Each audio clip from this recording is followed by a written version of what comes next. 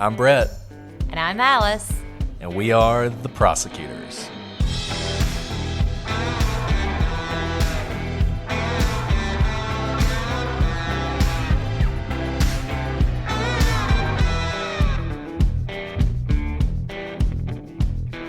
Today on the Prosecutors, an update in the Delphi murders. Are we close to knowing who killed Abby and Libby?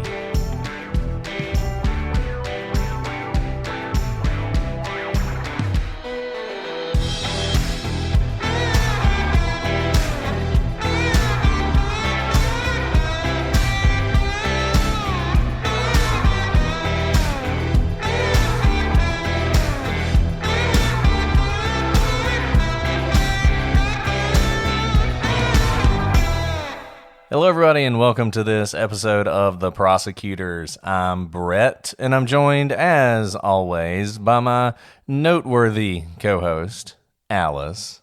That was good, Brett, because boy, do we have a noteworthy update today for the first time in a long time in a really, really interesting case. Yeah, and I think it's so true. It's exciting just to have it. I mean, I don't know if this is going to come to anything, but it just goes to show that the police in Indiana and in Delphi are still working on this case. If there's anybody out there who doesn't know what we're talking about the murders of Abigail Williams and Liberty German, a case that has gripped the nation, gripped the world, and certainly when it comes to the true crime community, is a case that I think if you asked people, what is the case you most want to see solved, this one would be near the top of the list. Not going to spend a lot of time rehashing the details. We've done several episodes on this case. Every podcast has done episodes on this case, so there's plenty of resources out there for you if you're just now hearing about this.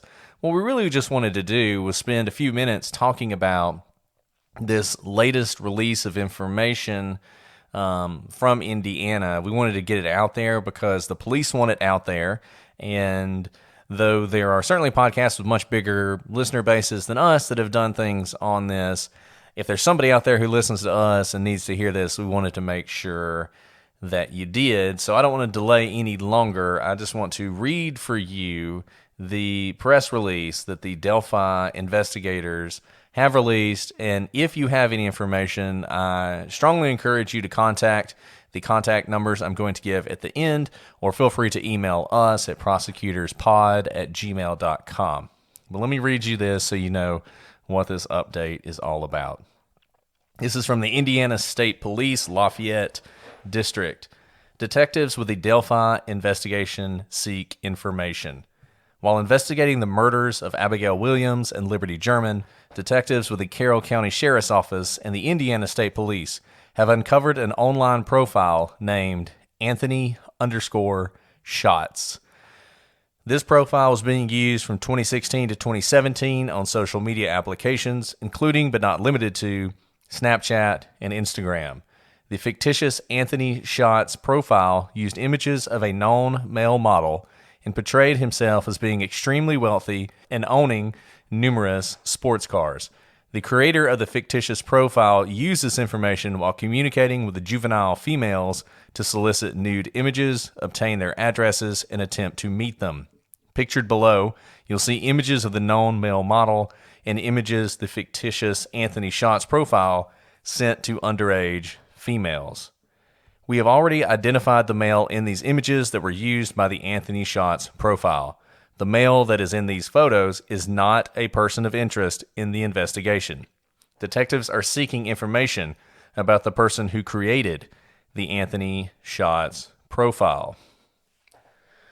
Investigators would like any individual that communicated with, met, or attempted to meet the Anthony Shots profile to contact law enforcement by utilizing the tip email phone number, Abby and Libby tip at caco.shrf.com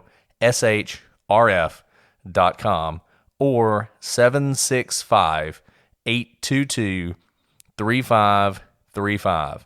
Please provide as much information as you possibly can. For example, when you communicated with Anthony Shots, how you communicated with the profile, what social media applications the account used, and if Anthony Shots attempted to meet you or obtained your address. If you have saved images or conversations with the Anthony Schatz profile, please attach them to your email. Please view the attached link to the Indiana State Police YouTube channel to view a video version of the press release. And if you click on that link, you see an officer reading the same information we just read to you.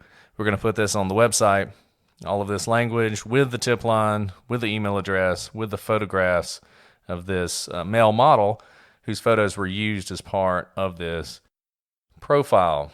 And I think the question everybody's asking is, what does this mean? What does this mean for the investigation? Is this person a suspect? Is this how this all went down? We're going to talk about that. One thing I want to note, those of you who listen to the show and those of you who listen to the Delphi episode, if you read between the lines, you may have picked up that this was something that we consider to be a possibility in this case. As we've said before, we often talk to people about these cases, any number of people. Sometimes we don't talk to anybody. Sometimes we just use public sources. But a lot of times we're calling people, we're talking to people, trying to find out if there's any extra information. And we had learned that this was something the police considered to be a possibility, that there may have been someone who was attempting to use online profiles to contact the girls. It was very unclear. It was not something the police wanted to be public at the time. It was something they were still looking into. And so when we talked about the case, we spent some time, and it's something we definitely want to reiterate today, talking about the fact that if it is the case that at the end of the day, we discover that someone used a fake profile like this to groom the girls, to get the girls to meet them, and then it turned out to be a killer, that was not their fault, that was not something that they should be blamed for or judged for at all. Whoever did this is solely responsible for it, and they're the one who bears the blame. And now we have this information coming out from the police. Not sure why it took this long, not sure what development it was that led to this. It is possible that the reason they've decided to release this information is it seems as though the individual who was behind this profile has been arrested, which is interesting for a couple reasons, because it means they're not trying to figure out who it is who did it, which makes me think there may be some connection in the background that's leading them to want more information on this person. Yeah, Brett. I mean, it's so interesting. You don't often see this where just the nature of this press release leads us to think they're not looking for suspects, right? They have someone in mind. They're just trying to connect the dots.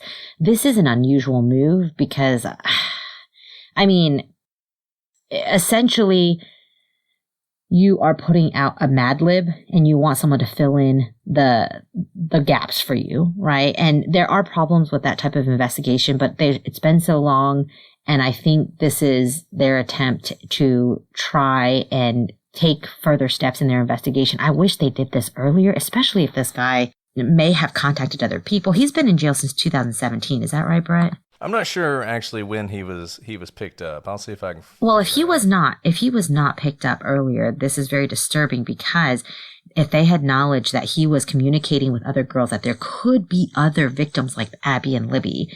I mean, so many years have passed by that he could have been a predator and repeated. We said this in our original episodes, not knowing this information, that we thought whoever did this was a serial killer in the sense that he would do this again even if he had not done it not done it before. And that's a really risky move to take as a community, law enforcement, not to warn your community about someone who is a known predator who could repeat his actions. So he was arrested on August 19th, 2020. So he's been in jail for a little over a year. And I think if I had to guess what happened here, it is probably the case that this person was not on the police's radar at the time that this arrest was made. There's a couple interesting things about that date. So August 2020, we did our initial episodes in this case, I believe in November of 2020. And we had talked to people around that time about the case, and we're hearing rumblings of this idea that there may have been some sort of contact with the girls on Snapchat or some other social media. It's interesting that he was arrested on August 19th. I think what makes me hopeful about this, number one, if you've seen the guy, and his name is Keegan Anthony Klein, and I don't mind putting his name out there because he's been arrested for soliciting nude images of underage girls. So he's one of these people who needs to go away for a long time, regardless of whether he is involved in this crime or not. But the thing that gives me hope about this, we've talked about how, and everybody's talked about this, and Alice just said it, this is not the kind of thing you do once and never do it again. This is a serial offender of some sort. It's possible this was the first murder he ever committed. Don't think it was going to be the last, but it certainly wasn't the first crime he ever committed. This was somebody who felt comfortable, I think, approaching girls like this. The command in his voice, the purpose with which he acted, it did not seem as though this was his first rodeo. So, if I had to guess, he had done something like this before, even if the murder was his first murder. I think the police arrested this person, and probably whenever anyone is arrested with this sort of MO, and he was arrested in Miami County, and that's Miami County, Indiana, anyone in that area is going to be somebody that the police are going to check on. You know, the police are looking for these kind of people, and I think it is probable that when they looked at him, they found some connection to the area. Either they could put him in the area. It's possible that once they saw that connection, that's what led them to release this information. It's taken a while. It's also possible they have some information actually connecting him to Abby and Libby. This is all speculation. We don't have that. They don't say that in the statement. That would be pretty dramatic. And I don't know how much they would really need. What I kind of feel like might be happening here is Snapchat, obviously, the stuff is deleted and it's gone. They're looking for other social media accounts as well. So it's possible they want to dig into these social media accounts that are a little bit more permanent. So if they can find, this guy had an Anthony Shots Facebook account or whatever, or the same guy was using a different name. It's possible he was using the same pictures, but a different MO or whatever. If they can nail that down, then it's possible they can finally reach a conclusion in this case. This sort of goes to what Alice and I talked about before about whether they have usable DNA. Because if they had usable DNA, they could just check the DNA and be done with it. I don't think they have usable DNA. I don't think they feel confident in their DNA evidence. So they're going to have to build this a little bit differently. Yeah, I think that's exactly right. I don't think they would need to put out this type of a press release asking, really, this is like the definition of crowdsourcing information for your investigation if they had usable DNA information. I wonder, with this type of a messy crime, there had to have been DNA, but I wonder if either all the DNA was used up. We spoke about this previously, that when you do DNA testing, it quite literally uses it up. It burns it up, right, when you do the testing. And so there is a finite number of times you can test your DNA sample. So they may have had DNA at some point, maybe with all of those tips, all those people turning each other in and all those people coming in for DNA swaps. I don't know how they matched or didn't match, but I wonder if the DNA sample was used up, or because of the nature of how many people participated in this search, the DNA was so contaminated that it was essentially unusable because it was mixed with so many people in the search party. I think either of those are possible and even probable, but I think it's pretty clear that they don't have a good DNA profile of who they think the killer is. Otherwise, they don't need to do this crowdsourcing of information. And if you look at the photos, and, we've talked about not doing side-by-sides, but usually that's to protect the innocent. And once again, this guy is guilty. I mean, there is a similarity in his appearance to the photos. He actually looks a little bit more heavy-set than the person, but this was 4 years ago. I know I've gained weight in the last 4 years. A couple other things that are worth noting. There's reporting out there. This is developing quickly. And there's one thing that's kind of, I think, misleading. It appears that this individual was first contacted by police in February 2017, not long after the murders of Abby and Libby. And he was interviewed, and I think some people have taken that to mean he was interviewed in relation to the murders. But I think it is more likely that that was an unrelated child pornography, child exploitation investigation. Just based on what I'm reading, we may learn more later, but it seems as though The police realize this guy's involved in exploiting children.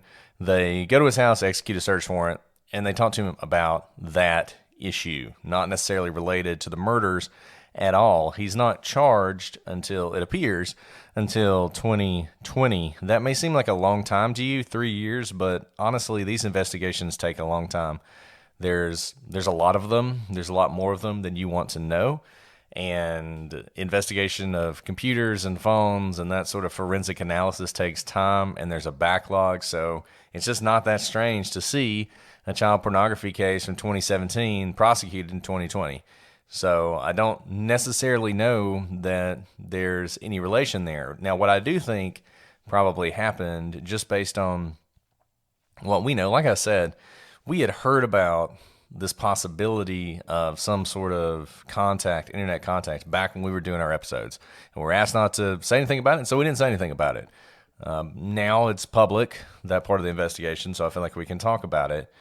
I think that as part of this investigation into someone who was involved in exploiting children, attempting to lure children into dangerous situations, at some point someone made a connection. They saw something developed around 2020, at some point in 2020, and they started looking at this guy as a potential suspect. And I think for the last year, they've been developing evidence along those lines, and now they're asking the public for help to get a little bit more information that they need to learn more about this guy's MO, to see what he's done in the past, to try and develop some sort of evidence to connect him to Abby and Libby. Now, they may already have evidence, but more evidence. As we've talked about a lot of times, circumstantial cases are difficult, they're hard to prove, and the more evidence you have, the better. Ordinarily, unrelated conduct would not be something you could admit in a criminal case, but if it is very similar, if it's an MO, if it's pattern and practice, that kind of thing, then maybe you could get it in. In any event, they want to see it. So, I don't know. Hard to say. I don't think this guy was on the radar of the investigation in 2017. Maybe he was, but I don't think he was. If he was, well, there's a lot of questions to be asked about why it took this long to have a public plea for information on him. Because once again, that was 4 years ago, and the chances that somebody has saved creepy messages from this guy from 4 years ago, I wouldn't think are great, but you never know. I think this is a more recent development. And we just don't know. We don't know what the state of the police's investigation is. We don't know how far along they are in building this case. There's no rush because he has been arrested, so they can take their time. They don't have to worry about him getting out and disappearing. And if they have little pieces of information that are putting him in the area, if they have some connection to Abby and Libby, if they can find somebody who says, yeah, I met with him and he pulled out a knife, and, you know, the knife was like a 12-inch long hunting knife with a serrated edge or something like that, right? And the police are like, yeah, well, that happens to be the murder weapon in this case. We just don't know what they could be looking for. They could be further along than we think. We don't know. This is very preliminary. It's another one of those things where you probably don't want to get too excited, but the fact that the police are putting this information out, this is very different. We talked about the arrest, I forget his name, but the guy who had attacked the young girl, and there were a lot of similarities to him, and a lot of people thought he was a good suspect, and we went ahead and did an episode on that, and the police had commented on him vaguely, but it wasn't like the police were leading the charge. The police did not make us aware of him. They didn't say, hey, this is a suspect. This is very different. The Indiana State Police are putting out this information that is connected to this individual. So to me, that is a strong sign that the police think this person is a strong suspect. And the reason I say that, they have investigated all sorts of people. There is no telling how many predators and sexual offenders, child pornographers that they have looked into in the course of this investigation. This is the first time I know of that they've released information that can be tied to a specific individual and asked for help from the community. So to me, I think this is, I got a lot of hope for this. I don't want to get too excited, but this just feels very different from what we've seen in the past. It is, and it gives me hope that a lot of strides will be made here. And if anything, I am just glad this predator, because whether he is tied to the Delphi case or not. And I think the ISP have reason to believe that he is. That's why they put out the statement. Whether or not he is tied to this case, I am glad that a predator like him is behind bars. And let's not forget, by the way, that there are lots of people who are affected by this. The person, the male model whose pictures this man used is a real guy too. I think he's been giving some statements about how he didn't know his likeness was used in this manner, and it must be devastating for him as well. And so guard yourselves. There is a reason that, your parents or your teachers or whoever say, be careful what you post on social media. It's not just what people see of what you post. It's that there are lots of people out there who, take your profile pictures, take your posts, and use them for other uses that you may not be aware of. So just be careful in what you put out on social media, even if you think it disappears, like Snapchat, even if you think it is to a limited set of people. You may have accidentally pushed confirm for a friend request of someone who you thought you knew, but maybe that person was actually using the picture of someone you knew, and they knew that, and they were just using it as a fake profile to gain access to your profile. So just be careful. I know we're probably preaching to the choir here, but I know I am not as safe online as I should be, and this situation is just a good reminder as to why you need to be careful online. Be careful about what you share. Be careful about what pictures you post out there. And I hope if you know something, please let the police know.